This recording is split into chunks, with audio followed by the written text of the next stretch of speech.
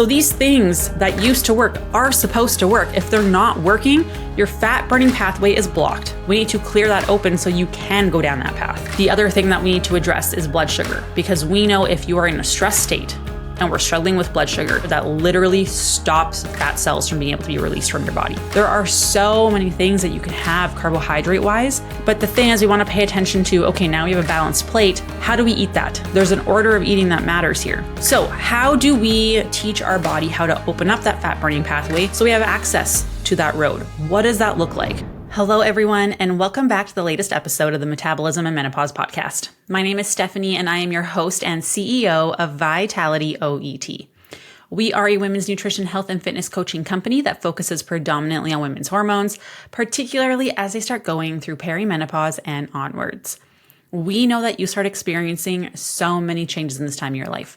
Whether it's the hot flashes, night sweats, irritability, brain fog, or weight gain around the middle that seems to have come out of absolutely nowhere despite you not changing anything.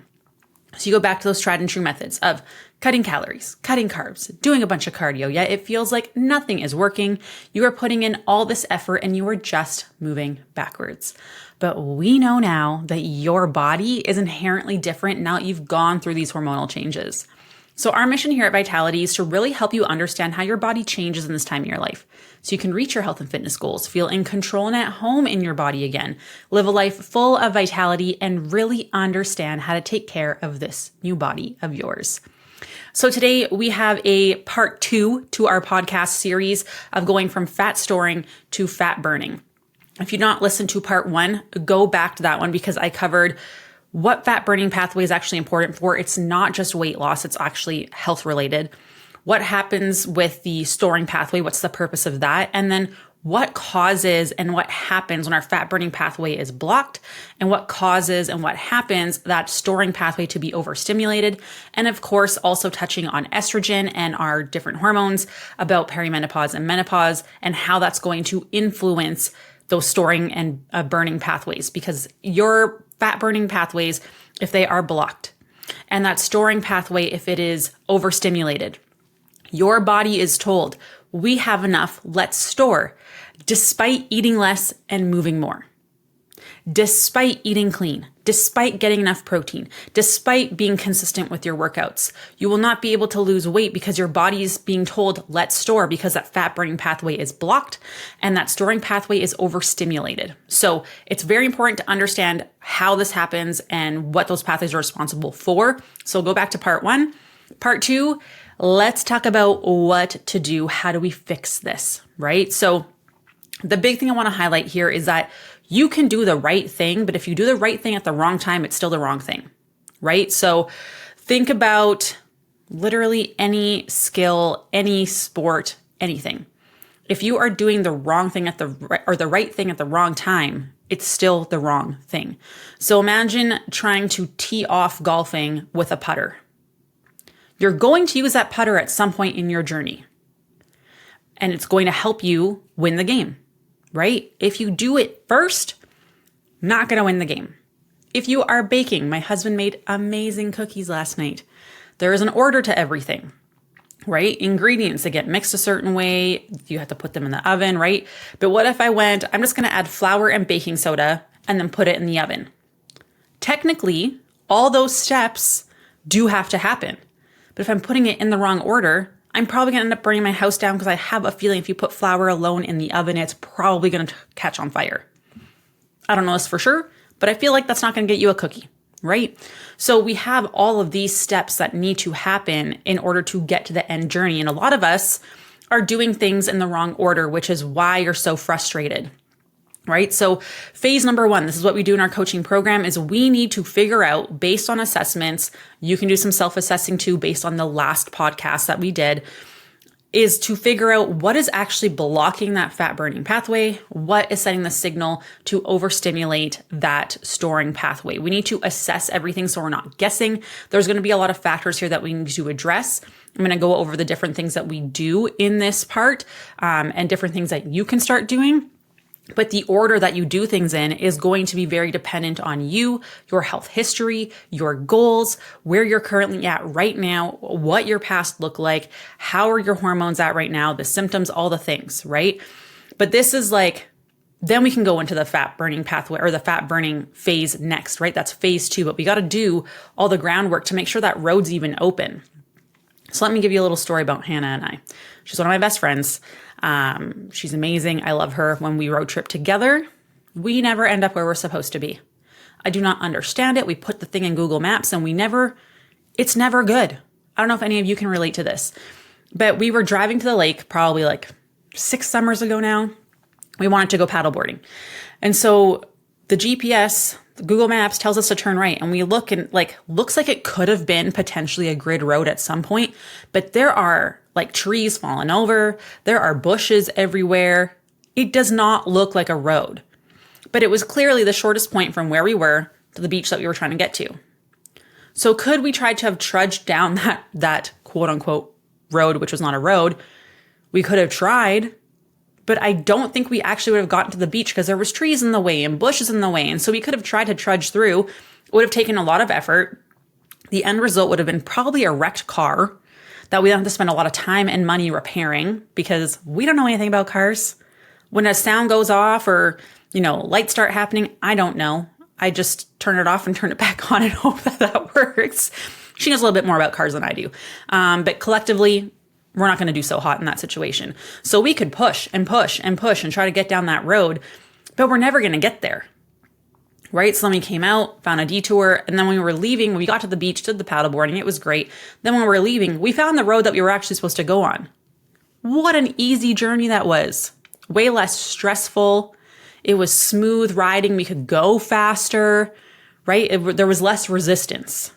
So most of us are like that. We try to go down this path that is so difficult. It's not even open. It's not cleared open. So we're just ramming our heads against the door where, airbags are going off in our car. And then you're mad because it's not working, but you didn't take the right road.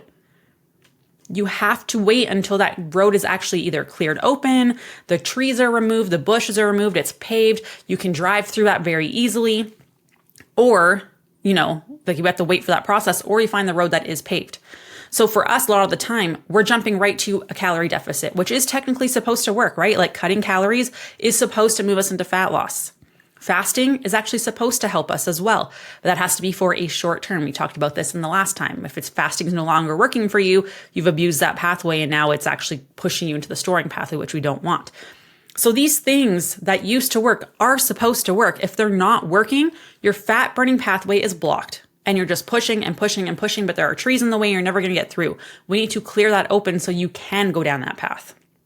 Okay, so we cannot skip steps. So how do we teach our body to pull out of that storing mode? How do we teach our body how to open up that fat burning pathway so we actually have access to that road? What does that look like, right? And the thing that we need to be aware of too, when I'm talking about this whole process of the things that we do, is we can give you an estimate of timeline, right? But we can't dictate how long that's going to be. Like they were building a new overpass on the highway that we live on. And it was supposed to be done in like a few months. It took like a year almost. Like it was wild how long it took. And they only got half of it done because the timeline is going to dictate on like how long does it take to tear things down? How long does it take to get all the equipment there? How long does it take to actually get all the resources to build the thing? How long does it take to actually hire all the people, get everybody trained, build the actual road, right? There's going to be like weather things that are going to like dictate having to stop. Maybe some people get sick. There's like production issues where you can't get materials, whatever that might be. So this is the path to get to it, right? But you're not going to launch yourself over an overpass that isn't even completed yet, right? We have to wait for that process. So we have these steps we need to take, but how long that's going to take is going to depend on so many different factors, which is why we really monitor how your body's responding based on like your sleep, your energy, hormonal symptoms, the scale, all the things are going to give us little clues on, okay, how is your body responding? What do we need to adjust? Do we have to focus more on one thing versus the other, etc.? Okay, so this is going to be the quickest road. There's going to be less resistance, but how quickly that happens Like, we can't control how long it takes the body to open that up. Like building a road, that takes a long time. Your body is a little bit more complicated than that, right? We need to establish good communication. So the first thing that we like to look at, or one of the main things I should say, because again, order is going to depend on the assessments, is supporting your liver, gallbladder, and detoxification pathways. And the reason that we do this, I did a whole podcast on inflammation, I did a whole podcast on detoxification. I'm going to try and give you the cliff notes here. But if our liver is, actually let's start with the gut. So if you have inflammation in your gut, we have slow digestion, we're having lots of bloating, constipation, things like that. Things are getting through your intestinal lining that aren't supposed to be there. That builds inflammation, but those things go to our liver. Our liver then has a lot more things that's trying to detoxify on a regular basis. If you're not eating enough protein, your liver is going to struggle because it needs adequate amino acids from our protein to be able to detox things in our body. This is why detox teas and stuff like that don't really work, because they aren't going to fix this whole schwack of things that I'm going to explain here. If our liver can't detoxify well, those toxins are going to get stored in fat cells. We already know you're having a lot of trouble with being able to release fat and burn fat, right? It's hard to lose that fat. Toxins stored in fat are going to change the structure of those fat cells, making them even harder to break down. So that's an issue, right? Then when we do start to break down fat cells, toxins get released into our body. If our body isn't good at detoxifying, you start feeling really sick. This is something that we see a lot with people on GLP-1s. If we haven't spent the time supporting their liver and their gallbladder and detoxification processes, they start feeling really sick because they've got this abundance of toxins being released from when their fat cells start getting broken down, and they get quite ill. So that's something else that you need to be aware of. So we have that piece. But then also, if our body, like if we aren't having bowel movements daily and we're not hydrated, that's going to increase inflammation more. That's how our body gets rid of those toxins. So we have this like vicious cycle where like you don't even have to necessarily be exposed to too many toxins, and your body is just going to keep struggling and working really hard because inflammation makes this really hard in our body as well. Those fat cells that have toxins in them release more inflammation as well. All those things shut off that fat burning pathway. So this is something that we really, really, really need to address, because if liver detoxification is poor, you are always going to be inflamed. This is something you're going to really struggle with, and inflammation shuts off fat burning. So like addressing inflammation via detoxification and liver health is super key for being able to actually lose fat. So what does that process look like? The first thing is actually eating enough food. This is that reverse dieting that we talked about. I did a podcast on that not that long ago as well. But when we are eating enough food, it's stoking our metabolism. Our metabolism is like a fire. The bigger the fire, the more calories it burns. It's more powerful. It can burn off a lot, right? If that fire is small, we're not gonna be able to burn a lot of calories. So we need to make sure that we have adequate fuel going into the fire to really make it grow, right? If our metabolism then starts to speed up, we are going to see that our body has an easier time pulling energy into our cells, which decreases your insulin resistance. It's also going to decrease inflammation, which is going to help support opening up that fat burning pathway, making fat loss even possible. So this is where we see people getting leaner, feeling healthier, having more energy, sleeping better when they start eating enough food, because this whole process is happening underneath. And the reason this is so important is because with past diets, you've cut calories so low that becomes your new maintenance, and you've never done anything to bring it back up. And so that maintenance calories of before it used to be at 2000, each diet you do slows down your metabolism internally. This is stuff that happens internally through hormones, thyroid function, all the things. And so now your body is not good at burning calories. So your maintenance is like 1,200 calories. Eating below that is not realistic. It'll also make you super sick, increase inflammation. This is where we start to see people gain weight when they're eating too low calorie. This happens for me when I eat below 1,500. My body becomes stressed. I get more inflamed. My digestion slows down. And then boom, fat burning pathway gets blocked and I start gaining weight. We see this in women all of the time. So you need to work on bringing that metabolism back up. But a lot of people have never done that appropriately. So this is something that we really focus on through reverse dieting and proper exercise to make your body good at burning calories, to speed up metabolism, to lower inflammation, to help support muscle mass. And that's going to all open up that fat burning pathway. But again, everyone just wants to open up the fat burning pathway, just want to cut calories, but that pathway is blocked. So we need to take the time to allow your body to open that up. The other thing that we want to look at is also removing alcohol, which is really hard for people to come to terms with. But we have a wonderful, wonderful client who is a great example of this in our program. She cut out her alcohol intake, drastically reduced it, very rarely ever has it. And she has seen incredible results just by this, because it's going to help support liver function, improve detoxification, bring that inflammation down, where now fat burning pathway is open, which is amazing. And she'd been struggling with her weight for over a year.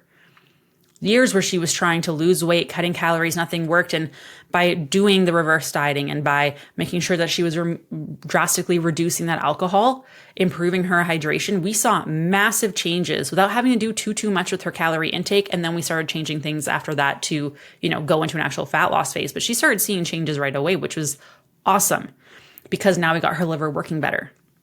Of course, we're obviously going to have to improve our gut health.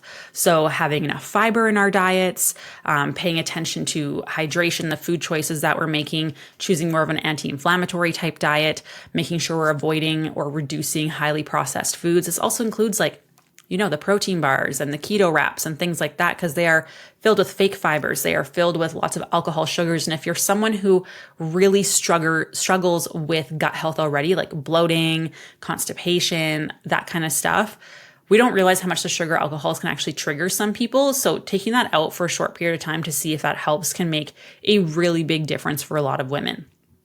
And then, of course, getting enough protein, like I mentioned, we typically want to see women at 0.8 grams of protein per pound of body weight, up to 1.2 grams. I typically like to slow people at 150 grams, because then I find after that people start relying a lot on, the protein bars, the protein powders, the protein cookies, all those things. And it becomes a very highly processed diet, which starts increasing inflammation, which we don't want. So we definitely have to find that sweet spot for you and help you understand how to get those sources through whole foods. And that's what we do in our meal planning sessions with clients as well. The next thing that we need to do, because we also do a stress assessment with clients, because we know from the last episode, if you are someone who has a lot of stress, you're very go, like skipping meals, fasting, you're always rushing, you're doing all the things, and you feel like you've got it under control, right? Like, I can handle it. Doesn't matter. Your body's going to perceive that as a stress. That happened to me. You can listen to how that ended up causing me to puke on a plane, because my digestion completely shut off because of the stress that I wasn't even aware that I was having. I just got my Dutch test back. My cortisol is very high. Not surprising. So I've got a lot of work to do. So this is some of the stuff that I'm also doing to help open up my fat burning pathways, to make it so that I can, I do want to do another fat loss phase in the future. I have a few pounds that I would like to lose, but that's not even possible right now until I address these things, because it'll tip me over the edge and I'll end up being more inflamed. I'll get sick more often. My sleep will take a hit, and it will not be a good situation. So what does this actually look like when we talk about calming that nervous system? Because we know if cortisol is high, inflammation goes up, our hormone production goes down, blood sugar gets worse, thyroid function goes down, muscle loss starts to happen, poor energy, poor sleep, worse gut health, more load on our liver. So we're struggling with that too. So we're seeing more toxins being accumulated in our body and fat cells, making weight loss even harder. So this is a really key part that a lot of coaches, a lot of women don't realize what a massive role it plays. So the first thing that we look at is exercise changes. And this can be a really, really tough thing to do, especially if you're someone who really likes your cardio, your HIIT, the boot camps, the Orange Theories, the F45s. You do resistance training with only 45 seconds to 60 seconds break in between sets. We need to tailor that back. So we're looking at doing more just walking, more restorative things like yoga or Pilates, things like that. But then also we need to do strength training. That strength training is going to look like doing, 8 to 10 reps. If you can do more than 14, we are definitely upping those weights or slowing down the movement to make it more challenging, so that we're sending the signal to build muscle, because we know building muscle is going to speed up your metabolism. It's going to lower your inflammation. We know it's going to make it easier on your blood sugar control, which gets worse during perimenopause and menopause and can really push us into storing mode. So there are so many benefits of muscle. So we need to be doing adequate strength training at least 2 days a week. We usually recommend 2 to 3 a week for most women, doing full body in those sessions. So you're hitting those muscle groups often enough to really get the best response. But we are aiming for getting stronger week to week. 2-minute rest in between each set to allow you to really recover and then challenge yourself to lift heavier, to really make sure we are maximizing muscle building and not focusing on like overstressing and doing like almost high cardio type stuff, because a lot of us do weights in a form that's really just cardio. Okay, we're not supposed to be this like sweaty puddle on the floor. Just because you're sweaty doesn't mean it was an effective workout. That is a very big misconception that we see that can actually push people in the wrong direction. So we're doing strength training, maybe some yoga, Pilates, mobility, walking, that kind of stuff. Then the reason too that we want to make sure that we are lowering that stress response is because of our digestion. We already talked about how digestion can really block our fat burning pathways. So we need to make sure that that's functioning well, bringing that inflammation down. And if we are always constantly go, go, go, go, go, you know, we've got deadlines to meet, we've got financial stress, parents, kids, pets, you know, you're getting sick, you had some trauma, some grief that you're dealing with, you're not sleeping well, you're waking up super early anyways, despite not sleeping well, to get a crazy HIIT workout in. We're doing crazy intensity exercise, we're eating low calorie, we're having low carb diets, we are having coffee on an empty stomach, and we are just like the taxi mom, we are taking care of everything, but I've got it, I'm handling it. No, we are stressed. Even if you feel so fulfilled by your job, you're stressed because you are quote unquote on. Every time you're on, you are kind of in that like stressed state.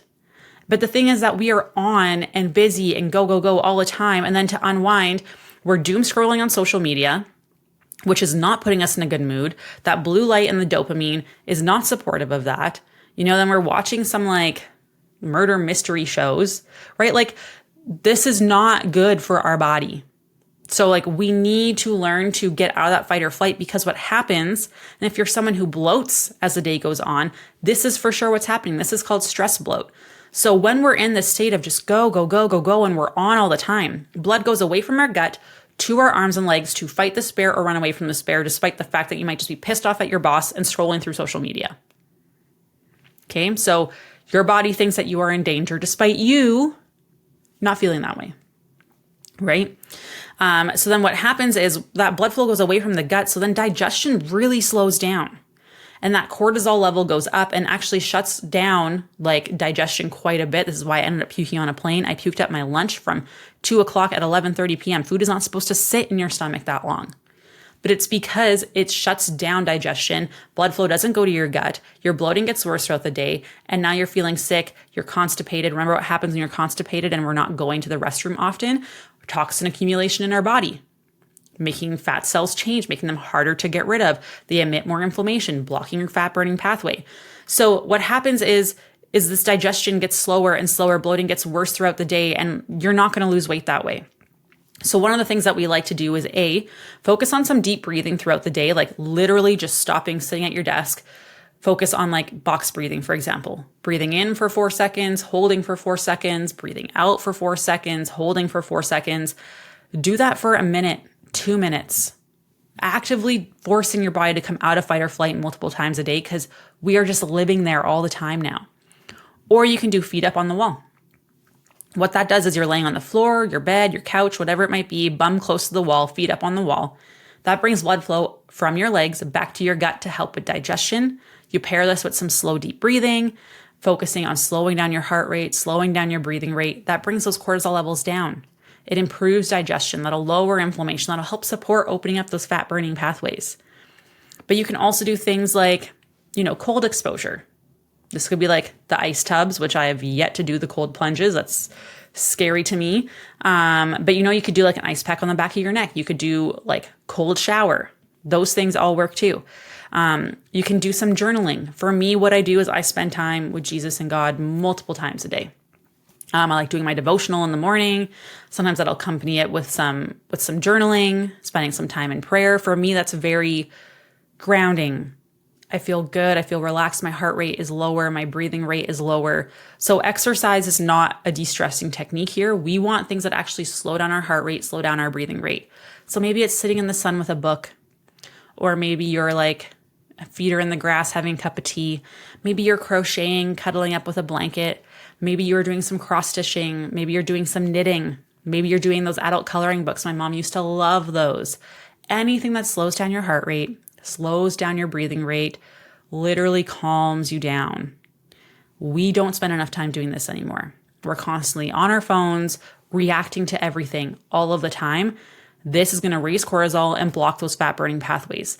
This is the main thing that we see contributing to a blocked fat burning pathway, overstimulating that growth pathway, the reason why women can't build muscle mass, the reason our hormones are tanking so quickly and we have aggressive hormonal symptoms, why our blood sugar gets so much worse. Listen to the last podcast to understand how stress is worse for your blood sugars than carbohydrates are. Understanding how it's also going to impact our liver, our gut health, our thyroid function, slowing down our metabolism.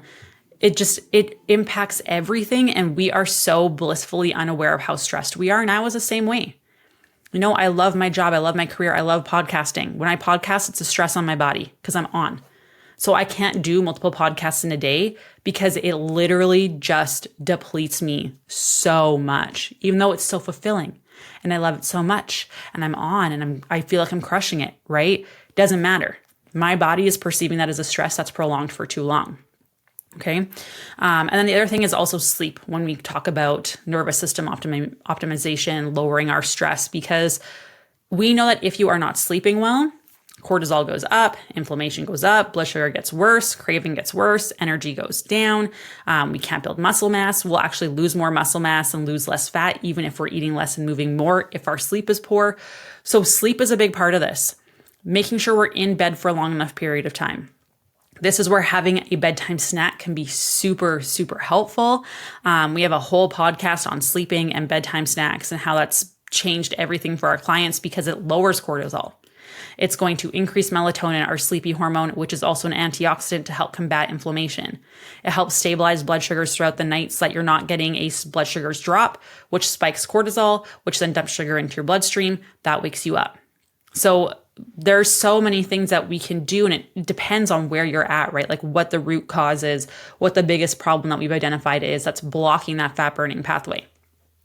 The next thing is just further improvement of inflammation, because inflammation is a huge driver as to what's blocking your fat burning pathway. Inflammation and cortisol are so intimately tied that we need to address these together. So other things that you can do to lower inflammation are going to be antioxidants. So having berries, leafy greens, turmeric, green tea. These are all great options to help, improve inflammation. Is that going to move the needle a ton? If that's the only thing you do, maybe not, right? But it's a cumulative effect of everything that we're doing. So easy thing that you can change today. Start having some green tea. Super easy. We want to support our mitochondria. We have a whole podcast on that. But this includes like having omega-3s, increasing your magnesium intake, making sure that you're having more B vitamins in your diet or supplementing. They're very hard to absorb naturally. So we always recommend supplementing with a vitamin B50, making sure we're doing the strength training and walking. Really great for inflammation. So it's been mentioned on a couple spots already. Aiming for an anti-inflammatory diet. So what does this look like? High in omega-3s. Lots of colorful fruits and veggies. We're aiming for higher fiber. Turmeric is awesome. Garlic, ginger, cinnamon, green tea. And we also want to avoid or limit highly processed foods. So this is, things, lots of seed oils and artificial additives and refined sugars. So this means chips, soda, chocolate, candy, cookies, pastries, right? We want to watch the omega-6 fats because those are highly inflammatory. So we want to pay attention to where those are coming from. And then, of course, alcohol again. Super, super inflammatory. It is a toxin. There is no benefit to alcohol. The other thing that we need to address is blood sugar, because we know if you are in a stress state and we're struggling with blood sugar, so we have insulin and cortisol present together, that literally stops fat cells from being able to be released from your body. So this is a really big thing. We need to work on those two together. So inflammation, blood sugar, and your cortisol levels are huge. Pairing that with your liver and gut health, I cannot stress how if you don't have all those addressed, it makes it very, very hard. Or you get suboptimal results. You're like, man, I just can't seem to get this last little bit off. It's optimization of these things because we aren't having that fat burning pathway open as optimally as we can. So improving blood sugar control. This does not mean cutting out carbs because carbohydrates bring cortisol down, which we know is one of the main drivers for a blocked fat burning pathway. But you're like, but how can I have carbs without raising my blood sugar? That doesn't make sense. There are so many ways. So the first is making sure we have balanced meals. So at every meal, we're going to have carbohydrate, we're going to have protein, we're going to have fruit and veg. I don't worry too much about fat because they're very easy to get in through like salad dressings and dairy and all those kinds of things, right? Nuts, seeds, very simple. So we want most of our plate to be fruit and veg. We want a quarter, third-ish of our plate to be protein, and then a quarter, third-ish of our plate to be carbohydrates. Okay, so these carbohydrates can be rice. They can be potatoes. Potatoes are amazing. They increase serotonin, which decreases during perimenopause and menopause. Serotonin is our happy hormone. We know that our body produces less serotonin during perimenopause and menopause, and we need more serotonin to actually feel as good. So the things that used to bring us joy and zest for life and make us really happy just don't seem to do it anymore. This is part of it. Eat some potatoes. They're filled with resistant starches too. There are so many benefits to potatoes. So you can have potatoes, you can have rice, you can have whole grain breads and pastas. Whole grains in general are amazing, packed with fiber. You can have oatmeal, you can have oats, you can have quinoa, you can have fruits. There are so many things that you can have carbohydrate-wise. But the thing is, we want to pay attention to, okay, now we have a balanced plate. How do we eat that? There's an order of eating that matters here. Because what we want is we want our stomach to empty slowly. The more slowly that our stomach empties, the less of a blood sugar spike we have. It'll be more of a gradual increase. It'll stabilize and then slowly come down. That's what we want. So if you eat most of your protein and veggies first and then dip into your carbs, that'll help stabilize it. If you eat carbs first, spike and drop because it empties out of our digestive system very quickly. So we want to have most of your veggies and your protein first. And what this looks like is, okay, I want some pasta. Awesome. I'll just have a side salad first. Easy. Make sure there's some protein with your pasta. Done. What if I have like a wrap or a stew or, a sandwich? Awesome. Have some veggies and dip beforehand. Have a turkey pepperoni stick and a piece of cheese. Like, we tend to overcomplicate it way more than it needs to be. Or you can really start working at like meals that are more like components as opposed to like concoctions. This is something Coach Hannah termed. So concoctions are like a casserole, a stew, a soup, right? Things that are more component based is like chicken, salad, potatoes, pork tenderloin, steamed broccoli, and some mashed potatoes, like pieces instead, because that makes it a lot easier to eat part of your chicken and your broccoli first before dipping into your mashed potatoes. Right? Super easy. But again, these are things that people just don't realize how much it can impact your body. We need the carbohydrate to provide us with energy. It also helps bring those cortisol levels down. That'll help support our blood sugar control. So just making sure that we're eating those things first can make a huge difference. This is something that everyone should do. This is one thing that if you bring awareness to, can change things for you massively. Energy improvements, the cravings, like massive improvements, the sleep. We want to make sure we're never having carbs on its own, obviously. Paying attention to water. If we are having water a lot at our meal times or right before our meal times, what actually happens is that speeds up digestion. So that can spike in your sugars quite easily, but also it dilutes your stomach acid, making digestion harder and leading to bloating as well. And more inflammation, which we do not want. So pay attention to how much water you're having around meals. You want to have most of your water away from meal times. Eating every 4 to 5 hours. If we are grazing constantly all day, blood sugar stays elevated all day. You never have a chance for it to go down. So we're overstimulating that fat storing pathway. So we want to have a meal every 4 to 5 hours, a balanced meal. You can have a higher protein snack in between. Aim to have like 30 grams of protein per meal. So breakfast, lunch, dinner, amazing. That's 90 grams right there. Easy. Then we just got to fill in some snacks and you're good to go.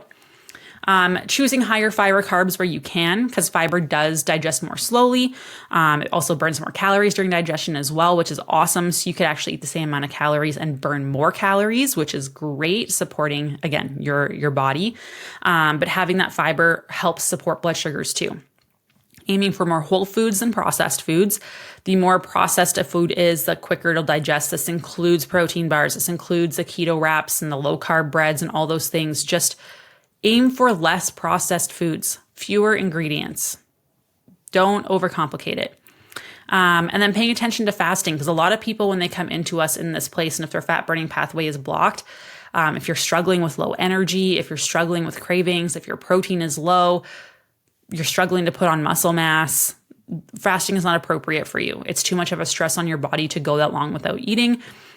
We've only done fasting with like 4 people in our program, and we have coached thousands and thousands of women at this point. So not eating is always the last option that we want to go with. So once we've addressed those areas, so the big thing is the blood sugar, the inflammation, the liver and gallbladder health, the detoxification, and the stress. And then we are there for long enough, right? Because just because you get to the end of the road doesn't mean like, ooh, sweet, I got my calories to where I need to be. I kind of feel good. Let's drop. No, we need to make sure those fat burning pathways are actually open. Otherwise, you're just going to feel like you're ramming your head against the wall and you're going to be frustrated. You're not going to get results and you're going to be super mad. So we need to make sure that this fat burning pathway is open. So now that our body's pathways are in a better position, now we can really go and ignite fat loss. We can really push into this. And this can be done a number of ways. Which can be frustrating to hear, but we really need to know how your body's going to respond. So we could do, cutting calories, and maybe we're down for 4 weeks and up for 1. Maybe we're in a 12-week fat loss phase. We don't typically go longer than that because then metabolism slows down, but maybe we're doing refeed days every 10 days and we're coming right back up. But some people can't do that because then they'll gain weight. For some people, it might be shorter, like fat loss phases, 4 weeks on, and then taking a 2, 3, 4 week break, coming back down again. Like the strategies for this are going to vary a ton person to person based on how your body responds, what it's telling us, the symptoms you are experiencing, because it'll tell us when it's too much. And a lot of us totally ignore that because we just want to push and see the weight go down. So we want to make sure that we are doing this in a way without slowing down your metabolism. Remember in the last episode, I talked about your maintenance is 2,000 and you cut your calories down to 1,800. You're losing weight, you stall because that's your new maintenance. You come back down, you drop again, and then your maintenance calories come down and they come down and they come down. But when those calories come down, when your metabolism slows down with it, we know that that is going to increase your insulin resistance, that is going to increase inflammation and block your fat burning pathways. So we have to do this very delicate song and dance of how low can we go? Actually, that's not the right answer. We want to eat as much as we can and still see changes. So we need to see what is that threshold for you where we drop, but it's not so low for you, because some people are going to be very different as to what their body can tolerate and responds best to. But where is kind of that threshold as to where we can drop to without your metabolism slowing down? Because if your metabolism slows down, we see an increase in inflammation, we see more insulin resistance, blocked fat storing, pushing you towards that storing blocked fat burning. So then you're seeing more fat storage, which you do not want, right? Especially when you're cutting calories. For me, this threshold is 1,500 calories. I cannot go below that. My body does not like that, so I tend to have to increase through steps instead. But for some people, increasing activity is too much. So again, we really have to see how your body's responding. We want to make sure that we are going into fat loss without seeing too much stress, too much inflammation. We don't want to see any sleep issues. We don't want to see hormonal imbalances come back in terms of like symptoms you're experiencing. We don't want to see gut health take a hit and having more bloating. We don't want to see low energy. This means that you're likely having blood sugar control or issues or mitochondrial issues. We want to make sure that we're doing this without losing muscle mass. So you can see that everyone's going to be a little bit different in terms of what that looks like. And you have to learn your body. And again, this can be kind of frustrating because it definitely is easier to do with a coach. But if you go back and listen to all the podcasts that we've done, like pick 1 or 2, 3 things. These are all like general things to really heal your body first, open up those fat burning pathways, and then we can start figuring out your fat burning like actual strategy when we start to decline your calories. But that's going to be very specific to the person. And again, if you don't know where you're at, like, are my fat burning pathways blocked? I mean, you could probably kind of figure that out, right? If you're struggling, are my storing pathways overstimulated? Like, we have a quiz that you can take. It'll rate you. It will tell you if your metabolism is fast or slow. If your metabolism is on the slower end, we know that you're likely struggling with some detox type issues, inflammation, stress, that metabolism, that your body's not good at burning calories. We're probably dealing with some blood sugar stuff too. So we can really help figure out, okay, this is where you are. Here's what we need to work on. And the quiz will do a pretty good job of telling you that. So you can take that quiz, but you can also just book a consultation call. Like, this is what we do on them. We help assess you based on a bunch of different things. We try to go through as much information as we can with you based on your history, give you some starting guidelines, identify what the most likely culprit is for that blocked fat burning pathway, give you steps to start doing things on your own. And if you feel overwhelmed, like, just ask questions. We'll try and break it down as simply as we can, give you a few good places to start and really tackle that and focus on that to see the most bang for your buck, the most results from your effort. That doesn't mean you're going to see a ton of fat loss right away. That is not the purpose of this first phase. The first phase is let's clear that road. Let's take the trees off. Let's break down the bushes. Let's pave things down so that you can go into fat loss.